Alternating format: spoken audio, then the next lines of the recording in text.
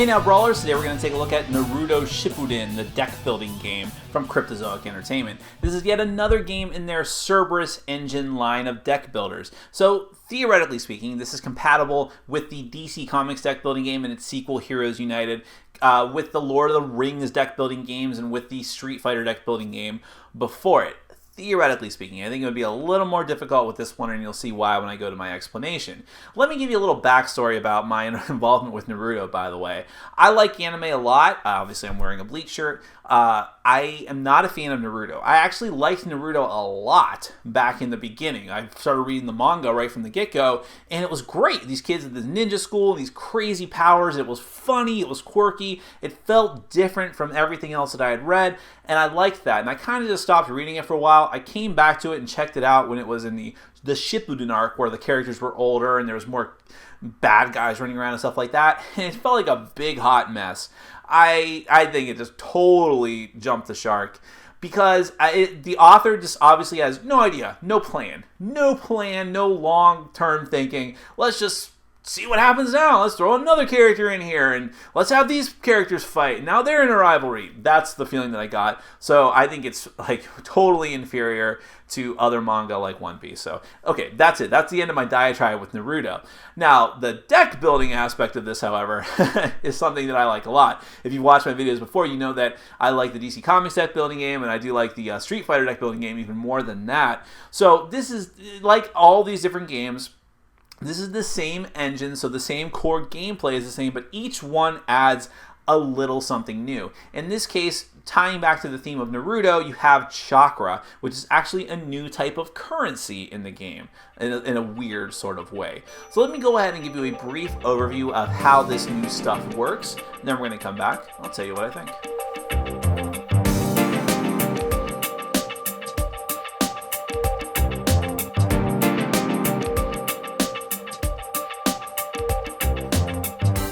Okay, I'm going to give you a very brief overview of the Naruto Shippuden deck building game from Cryptozoic Entertainment. This is a competitive game for 2 to 5 players where the goal is to have the most amount of victory points by the time one of the 2 end game conditions is met. That's either the main deck of cards running out or all of the arch enemies being defeated. The theme of this game is Naruto, and more specifically Naruto Shippuden, which is a popular manga and anime series about a group of ninja with mystical powers who fight against evil ninja who are trying to defeat all of the different ninja villages throughout the land. Let's see how many times I can say ninja.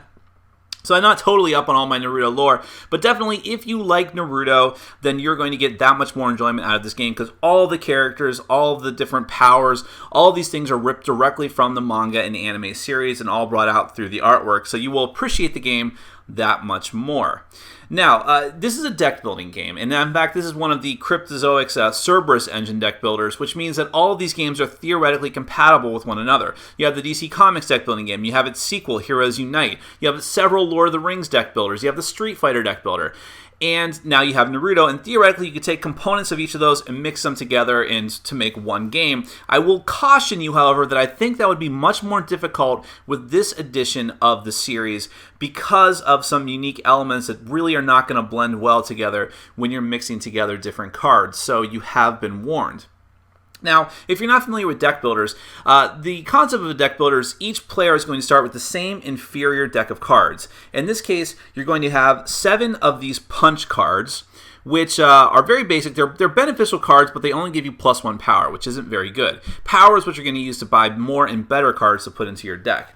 You also start off with 3 vulnerabilities, which are total junk cards. They have absolutely no purpose. Well, okay, I won't totally say that. You'll see what I mean in a minute. But for the most part, they're useless cards that you want to get out of your deck as quickly as possible. They're just taking up space. You only get to draw 5 cards per turn from your own personal deck, so the less of these cards that are punches and vulnerabilities, the better. And I mentioned that this is deck building, so you'll be buying better cards, and you're going to be doing that from a few different places, but mainly the main deck. You're going to have a lineup of cards, of 5 cards, that are going to be refilled at the end of every player's turn. So on your turn, you can buy as many cards as you can afford with the power that you accrue. You'll only be able to accrue a power from your punches at first, but then you're going to buy better cards, put them into your discard pile. Whenever you have to draw more cards from your deck at the end of your turn, and you don't have any cards in your deck left, you'll shuffle shuffle your discard pile and draw again, meaning you're going to get your more powerful cards eventually. On each of these cards, there's going to be a blue number down on the bottom that signifies how much this card costs to put into your deck. On the opposite side, you're going to have this little ninja star symbol, which is how many victory points this will be worth at the end of the game. And like I said, your goal is to have as many victory points as possible. Each of the cards is broken down into different types, like this one is a technique. You'll have the color-coded as well, and then you'll have the text of what they do, and I'll get back to that in a little bit. Now, other than the main deck and the lineup, you're also going to be able to buy several of these cards over here, which are sort of always available.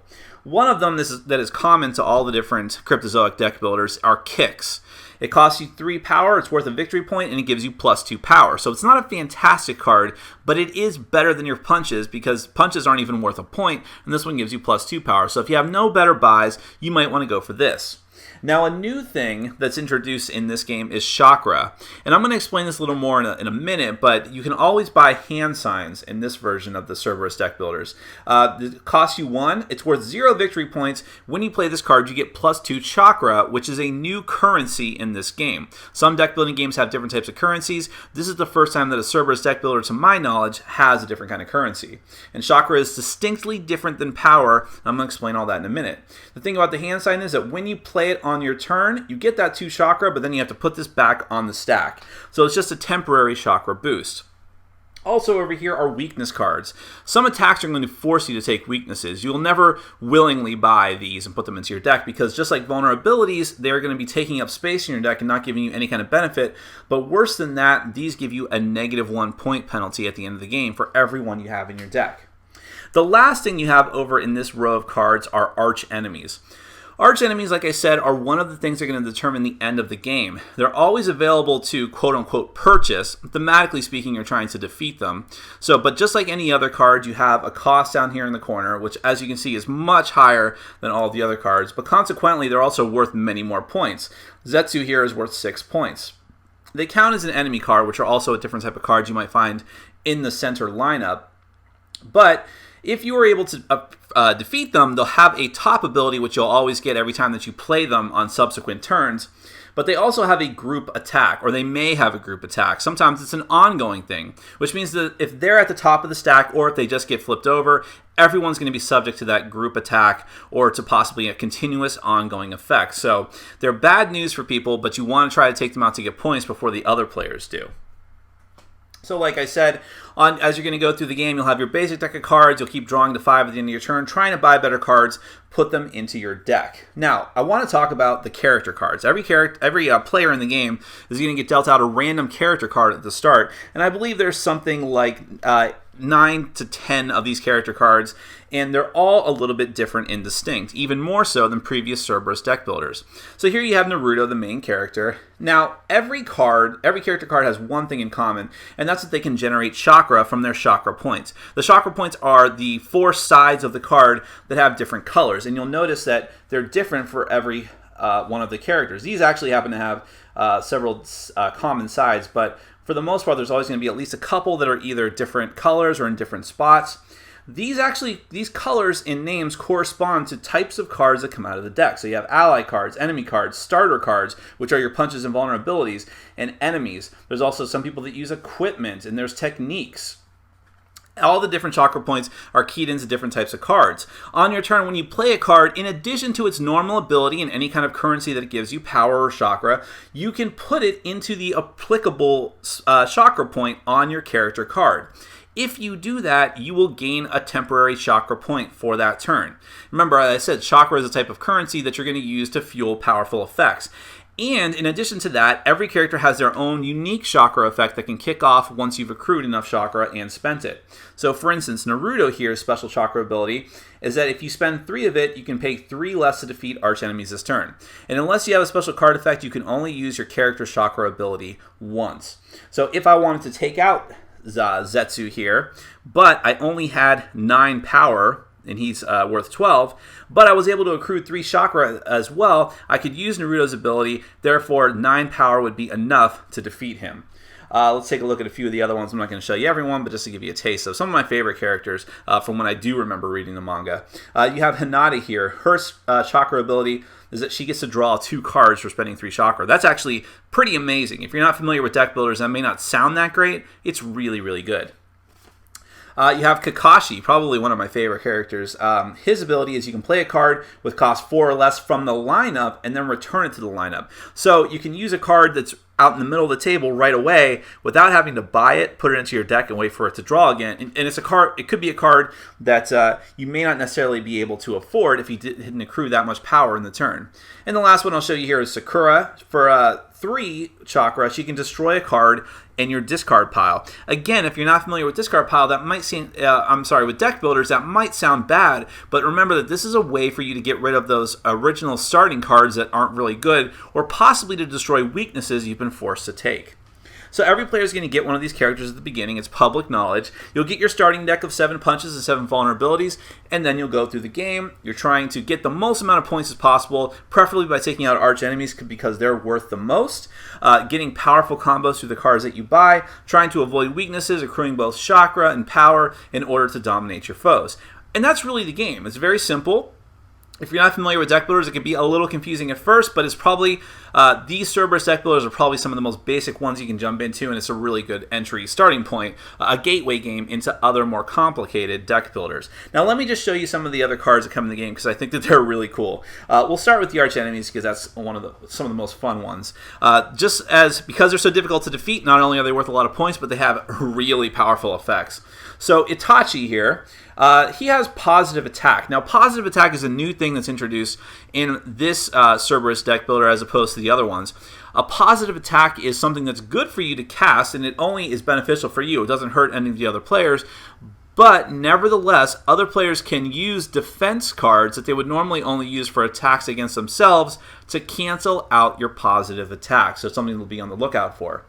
This one is take another turn after this one. So you see, that's the reason. It's such a powerful ability, being able to take another turn, that other foes should have an opportunity to try to stop you from doing that. Now, that's only the ability you get if you defeat him and put him into your deck. When he first appears on the stack, his group attack is that each player loses his next turn, which is really, really nasty. All right, now we have Nagato. I'll just go through their special abilities as you put them into your deck. You can put your deck into your discard pile and then put a card with cost 8 or less from your discard pile into your hand. Kisame, +3 chakra, and you may use your character's chakra ability multiple times this turn. It's very, very powerful. That breaks the rules. Deidara is an example of another new type of card in this game, wherein you purchase the card and you immediately get an effect, and then that's it. So Deidara's is when you buy or gain this card, you may destroy up to 5 cards in your hand and or discard pile. That can be very powerful for thinning out your deck, but remember that once you buy him like that, you only get that effect once. He effectively just sits in your deck and is useless whenever you draw him again. But you still want to do that because he's worth points. Orochimaru is the very first enemy on the stack. You always play with him first, and consequently, he's probably the weakest one that you can take into your deck. First off, when you play this card, he sits out in front of you forever, so he breaks the other rules of the cards. You'll never discard him and put him back into your deck. Instead, as an ongoing effect, once during each of your turns, you can choose either +1 power or +1 chakra. You want to know what's funny? I just realized that I broke the rules when I was playing this card in one of the games that we played of this. I thought you got both. Anyways, that's a little bit of behind the scenes. Toby is actually the last enemy on the stack. He will always be the last enemy. He's 13 to defeat. He has no beneficial ability because, well, once you kill him, the game is over, one way or the other, so he'll never go into your deck. But his group attack is that each player reveals his hand and puts a card with cost 6 or greater from his hand into the lineup. That could totally ruin what you're planning to do. Now, let's look at some of the other cards that come out of the main deck, just to give you a taste of what some of these other ones are like. I probably won't go through all of these because it'll just take way too long, but we'll start with equipment first. We have the Shuriken. This is another example of a card that gives you a one-time effect when you buy it. When you buy or gain this card, you gain +2 power. From then on, when you play it, it's +2. But it's the same cost as a kick, so it is strictly better in that regard. Poison Fog has an effect that's actually an attack right off the bat. When you buy or gain this card, you destroy it immediately and then attack each other opponent. They gain a weakness unless they can use a defense card against it. Shark Skin is another positive attack. You double your chakra for the turn. Really great if you're trying to accrue a lot of chakra, otherwise not that great. Here's some techniques. Rasengan, you gain +3 power for if you charge it with a chakra of 2. You may play this ability any number of times. You attack, each foe discards a card for each chakra payment you made this way. This is one of my favorite cards, the Medical Jutsu. For Chakra of X, you can destroy X cards in your hand and or discard pile. Very, very powerful, especially early in the game. Shadow Clone, one of the signature moves from the series. Punch cards you play or have played this turn have +1 power. For Chakra of X, you put X punch cards from your discard pile into your hand. So that actually gives you an incentive to keep those cards around, the punch cards. Sexy Jutsu is funny, but the worst card in the game, in my opinion. When you buy or gain this card, each foe reveals his hand and discards a defense card, and it only gives you +1 power. I guess it's good if you're about to hit some people with an attack, but otherwise, it's just not that interesting. Let's go through these and find some interesting ones. Tsunade, I'm not sure if I'm pronouncing that correctly. She's a very high cost, but for +1, you gain +1 power for each chakra you generate or have generated this turn. So that's a huge incentive for you to go heavy on chakra if she's in your deck. Another good example here. Here's Might Guy or Might Gi. Positive attack. You pay 6 less to defeat arch enemies this turn. Considering the highest cost one is 13, that's really, really good. Here's Kakashi's actual card instead of his character card. But much like his character card, you can play a card from the lineup into one of your character's empty chakra points. If you do, you return it to the lineup at the end of your turn. Here's a really interesting one. Here's some of the enemy cards. Zabza, +2 power, but for every 3, if you spend 3 chakra, you destroy the top 5 cards of the main deck. At the end of the game, if the main deck is empty, you win the game. That's really weird, but could be awesome. Kabuto is one of the most powerful cards in the game because for Chakra X, you draw X cards. I cannot overstate how awesome that is, but he is expensive. There's a lot of cards called Path of Pain. You have the Tendo Path of Pain. Positive attack, you double your power this turn. You have the Chikushodo Path of Pain, which is you may destroy this card to gain a card with cost 6 or less from the lineup and put it into your hand. And another example, the Ningendo Path of Pain. No one's going to confuse that. With the Ningendo Path of Pain, you gain +2 power, but at the end of the game, it's worth 1 victory point for every Path of Pain card that's in your deck. Then, finally, I'll show you that there are 5 location cards in the game. These all correspond to the different famous locations from the series, like the Hidden Leaf Village. When you play a location card, just like the Orochimaru card, it will stay down in front of you permanently. You will not shovel it back into your deck unless something forces you to. The ongoing ability here is that for Chakra X, you can gain an ally from the lineup with victory point value of X. So this is a really cheap way for you to get powerful cards just by spending Chakra. And all of the different locations have abilities similar to this. This one lets you get an enemy card instead of that. This one is for This one is for equipment, the Hidden Sand Village. The Hidden Cloud Village is a technique, so you're gaining a technique with victory points equal to your chakra that you spend. And Mount Muboku is you gain X chakra, where X is the level of the current arch enemy, which is really, really powerful. So that's just a taste of what the Naruto Shippuden deck building game is like. So let's get to my final thoughts. Now, when I get to the final thoughts of every one of these Cerberus deck builders that I've reviewed, at least the sequels, like Heroes Unite and then the Street Fighter one, everyone after the original DC Comics deck builder, I always say, look, there's new stuff here, but if you didn't like the game before, you're not going to like it now.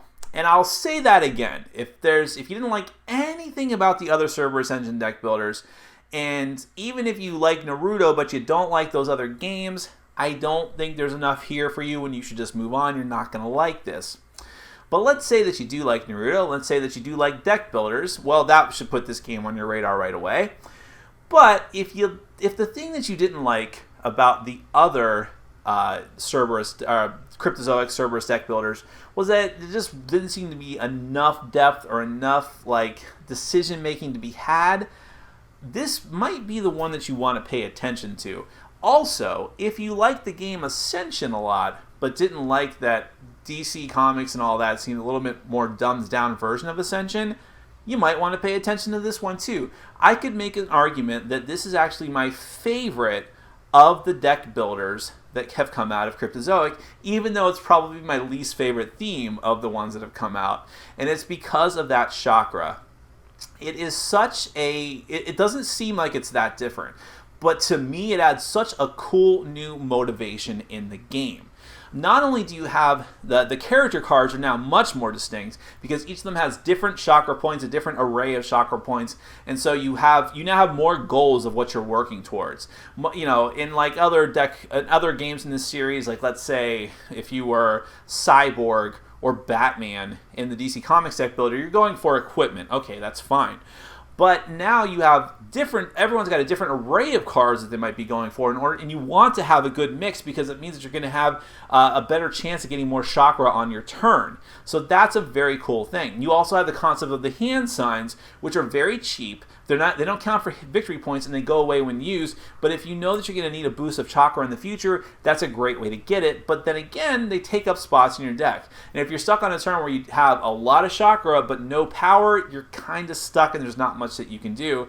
I mean, unless you really, you know, a lot of your powers are very specifically used, like Naruto's himself uses just for taking out arch enemies. But if you have a lot of chakra and no power to actually use to take out that arch enemy, you're kind of stuck. So you have to work on that balance. How much chakra cards are you going to load your deck with, load it down with, as opposed to going for good cards from the lineup that might give you power but not a lot of chakra. That's some cool decision making to be had there. And so that's why I think that I said that people that like Ascension might want to give this particular one a look, because the whole calling card of Ascension, the reason what makes it so good as opposed to a lot of other deck builders, and to a certain extent the legendary deck builder as well, is that those games have two different types of currency, which doesn't seem like a lot, but it makes for a lot more strategic stuff that you can do and decisions to make. Do I focus on this? Do I focus on that? If I have enough cards that use chakra, maybe I don't need as many really uber powerful cards that give me a lot of power currency.